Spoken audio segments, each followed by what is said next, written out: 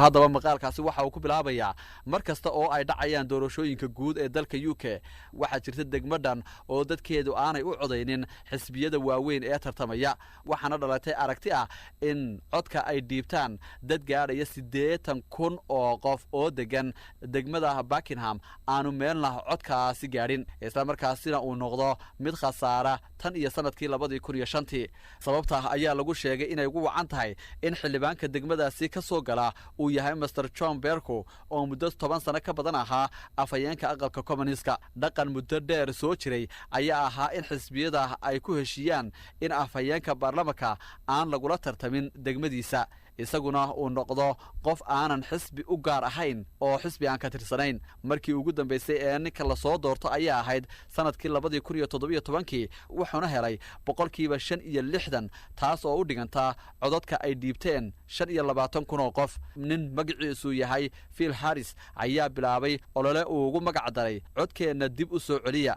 dooni mayno afhayeen baarlamaan waxaana uu ninkani sheegayaa in codkooda aanu meelna ku tirsanayn amaba aanu ku xisaabsanayn dadka inta badan waxa ay u codayn jireen Mr Bercow iyaga oo u malaynaya inay u codaynayaan xisbiga conservative-ka balse xaqiiqdu waxay ahayd in codkooda aanu meelna gaari jirin halkaas kuma eka dhibaatada dadkan haysata Mr Bercow marka uu baarlamaanka fadhiyo xaq uma laha inuu codeeyo mooshin kasta oo la keenana isagu waa dhexdhexaad maadaama uu yahay afayeenka taasi waxa ay saameynaysaa dadka deegaanka oo aragtidooda aanan lagu matalin baarlamaanka haddase waxa ay u eg tahay arrintaasi inay soo afjarantay kadib markii Mr Bercow uu xilka afhayeennimada ku wareejiyey xildhibaan Sir Lindsay Holley oo laga soo doorto deegaanka Chorley ee degmada Lancashire taasi waxa ay ka dhigan tahay in dhibaatadii haysatay dadka reer Buckingham ay u wareegtay reer Chorley magaaladan suuqa weyn leh waxa ay ku taallaa bartamaha deegaan baarlamaaneedka Lancashire waana dhul baadiye ah oo dhinaca galbeed ka xiga magaalada Manchester maqaalkaasina dhageystayaal waxa uu ahaa maqaalkii lagu qoray bogga wararka dunida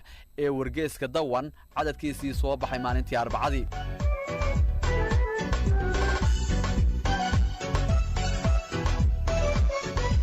markan iyo haatan dhageystayaal aynu soo qaadana maqaalka ugu dambeeya barnaamijkeena wargeysada ee toddobaadkan bogga daraasaadka adduunka ee wargeyska warsugan cadadkiisii soo baxay maalintii Arbacadii ayaa waxa lagu qoray maqaal ciwaan looga dhigay dagaalyahano aan loo ogolayn guurka iyo inay la xidhiidhaan xaasaskoodaba maqaalkaasi ayaa haddaba wargeysku waxa uu ku bilaabay muddo 6 sano ah Albania ayaa hooy u ahayd mid ka mid ah mucaaridka ugu waaweyn dalka Iran oo lagu magacaabo Mujaahidiin al-Khalq oo magaciisa ururkaasi loo soo gaabiyo MEK balse boqolaal ka tirsan ciidanka ururkani ayaa hadda isaga baxay waxa ayna qaarkood sabab uga dhigeen shuruucda qalafsan ee ururkaasi shuruucdaasi waxa kamid ah in ciidamada aan loo ogolayn in ay guursadaan iyo in ay xidhiidh la sameeyaan qoysaskooda haddase tiro badan oo ka tirsanaan jirtay ciidanka ururkaasi ayaa ku xayran magaalada Tirana ee caasimadda dalka Albania waxaana u suurtagali la in ay Iran ku laabtaan amaba xataa ay noloshooda dib u yagleelaan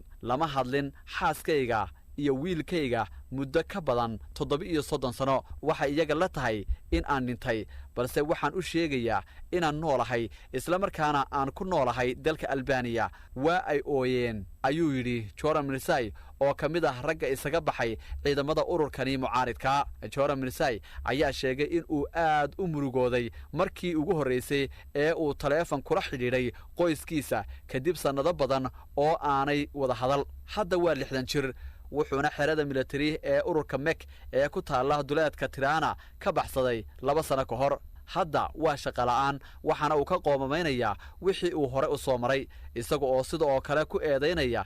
saaxiibadiisii ay mujaahidiinta ka wada tirsanaayeen in ay hadda qaarkood u basaasayaan dawladda Iran oo hore cadowgooda u ahayd ururkaasi MEK ayaa taariikh ahaan dhibaato weyn soo maray MEK oo ah urur islaamiya balse xambaarsan afkaarta shuuciyada waxa uu gacan ka geystay kacdoonkii sanadkii 1979 lagu riday dawladdii Shah ee dalkaasi Iiraan balse xidhiidhka kala dhaxeeya Ayatollah Khamenei ayaa markiiba sii xumaaday markii dawladdii dalkaasi ay gacan bir ah ku qabatay taageerayaasha ururkaasi ayay xubnaha MEK waxa ay la baxsadeen noloshooda dawladda dariska la ah waddankaas Ciraaq ayaa magangelyo siisay waxaana xilligii colaadii Iiraan iyo Ciraaq ee sanadkii 1980 ilaa 1988 ay ciidamada ururkaasi ka barbar dagaalamayeen ciidamadii dawladda Saddam Hussein Golan Marsay waxa uu ka tirsanaa militariga dalka Iiraan ka hor intii aanay gacanta ku dhigin ciidamada dalka Ciraaq bilowgii colaadii labada dal muddo 8 sano ah ayuu ahaa maxbuus dagaal oo u xidhan dawladda Ciraaq balse xilligaasi maxaabiistii dagaal ee Iiraan laga qabtay ayaa waxa lagu dhiirigeliyay inay ku biiraan xubnaha MEK sida ayuuna markii dambe ugu biiray ururkaas sanadkii 2003 duulaankii Mareykanka uu hogaaminayay ee lagu riday dawladdii Ciraaq ayaa ururkani MEK halis hor leh geliyay madaxweyne Saddam Hussein oo ahaa ninkii ilaalinayay danaha ururkani mucaaridka ku ah dawladda Iiraan ayaa meesha ka baxay waxaana markiiba bilowday beegsi ka dhan ah ciidamadii uu hogaamin jiray ururkaasi oo qaarkood la laayay boqolaal kalena xabsiyada la dhigay dawladda Mareykanka oo aad uga cabsi qabta xaaladda bini'aadanimo ee soo wajihi karaysa xubnaha ururkaasi ayaa dawladda Albania ka codsatay in ay qaabisho oo ay meel dejiso 3,000 oo ka tirsan ciidamada ururkaasi MEK waxaanay siisay gabaad ay kaga badbaadaan weeraradii iyo tacadiyadii ka dhanka ahaa iyaga waxaan sidoo kale doonaynay in nolol caadi ah ay ku noolaadaan gudaha dalkan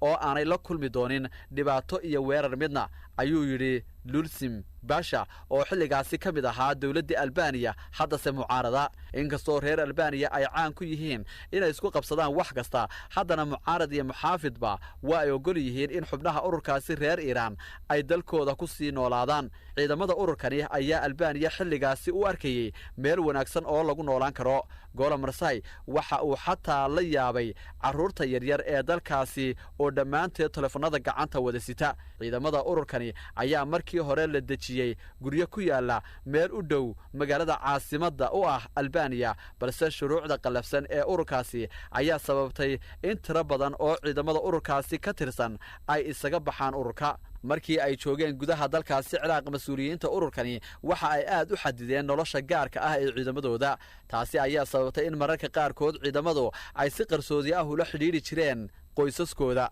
Hayraani iyo saaxiibadiisa kale waxa ay si qarsoodi ah u aadi jireen amaba ay u tagi jireen goob internet leh oo ku taala meel u dhow barxadaasi si ay ula xidhiidhaan qoysaskooda markii aanu Ciraaq joognay haddii aanu doonayno in aan qoysaskayaga la xidhiidhno waxa ay madaxdayadu nagu odhan jireen waxaad tihiin dad daciif ah oo aad u jilicsan sida awgeed wax xidhiidh ah lama aanaan samayn jirin qoysaskayaga ayuu yidhi Hayraani balse markii aanu nimid Tirana oo ah waddankaasi Albania waxaanu helnay adeegga internetka oo caadi ah maqaalkaasina dhageystayaal waxa uu ahaa maqaalkii lagu qoray bogga daraasaadka adduunka ee wargeyska war sugan oo ka mid ah wargeysyada ka soo baxa magaalada Hargeysa